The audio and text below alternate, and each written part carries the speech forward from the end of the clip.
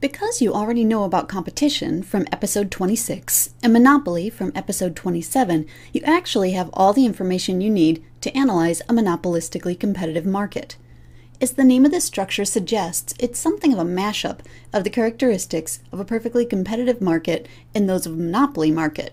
It's competitive, so like perfect competition, there are a large number of sellers, a large enough number so that no individual can affect the overall market.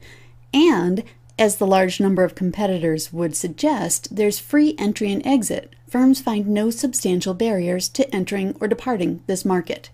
But, moving in the direction of a monopoly, the monopolistic competitor's product is differentiated, albeit only slightly, from the products produced by its rivals.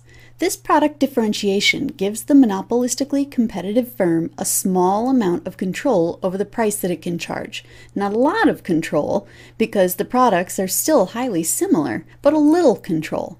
Think back to the toothbrush example from episode 25.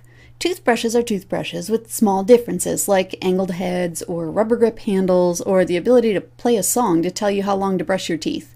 If I, as the customer, believe that the rubber grip handle is the key to good dental health, then the rubber grip handle toothbrush manufacturer will be able to get me to pay a bit more for the product than for any other kind of toothbrush.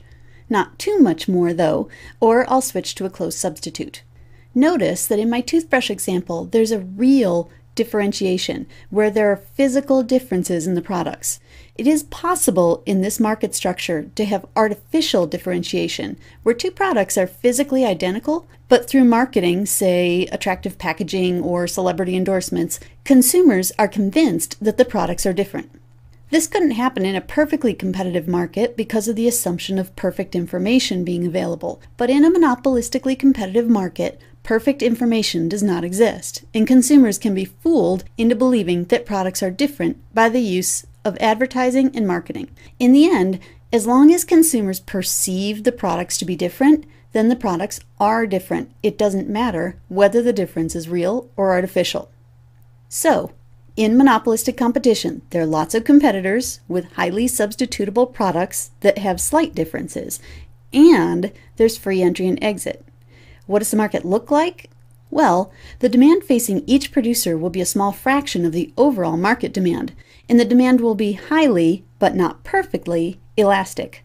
So, whereas the perfectly competitive firm's demand was horizontal, showing that they had no control over price, the monopolistically competitive firm's demand will be downward sloping, if fairly flat, showing that the firm has a small amount of control over its price. From here, you can treat the graph much as you treated the monopoly graph. With a downward sloping demand, the firm's marginal revenue will lie below its demand curve. To find the profit maximizing output and price for the firm, we need to add the marginal cost curve, determine where marginal revenue equals marginal cost to get the optimal output Q star, and then use the demand line to determine how much the firm owner can get the buyers to pay for those Q star units. Like a monopolist, a monopolistically competitive firm could make money, lose money, or break even in the short run. But like perfect competition, the picture will change in the long run. The firm will end up just breaking even over time. Why? Because not only does the firm have very little market power, remember also the assumption of free entry and exit. If a monopolistically competitive firm is making a profit in the short run, then other firms will see that profit and they will enter the industry. This will draw away some customers from the existing firm, lowering demand, and eventually the existing firm will just break even. Remember, if profits still exist, new firms continue to enter until there are no more profits to be had. What if the firm is losing money in the short run? In the long run, then, some firms will leave. Their customers will have to shift to other sellers so that the remaining firms will see their demand curves increase until such point as they can break even. At that point, exit from the industry stops. So in the long run, like a perfectly competitive firm, the profits are driven to zero. There is an important difference, though. Take a look at the two types of firms.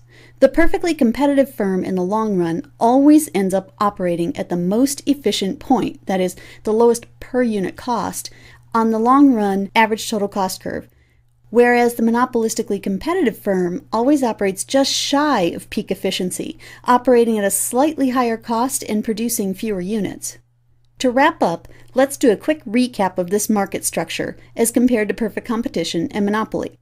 There are a large number of firms, more like perfect competition. With respect to the product produced, it's not identical across firms as with perfect competition, but neither is it unique. The products are differentiated but highly similar and therefore highly substitutable. Entry and exit are easy, which affects the ability to sustain profits. All types of firms use the marginal revenue equals marginal cost rule to maximize profit, and any firm could make money, lose money, or break even in the short run.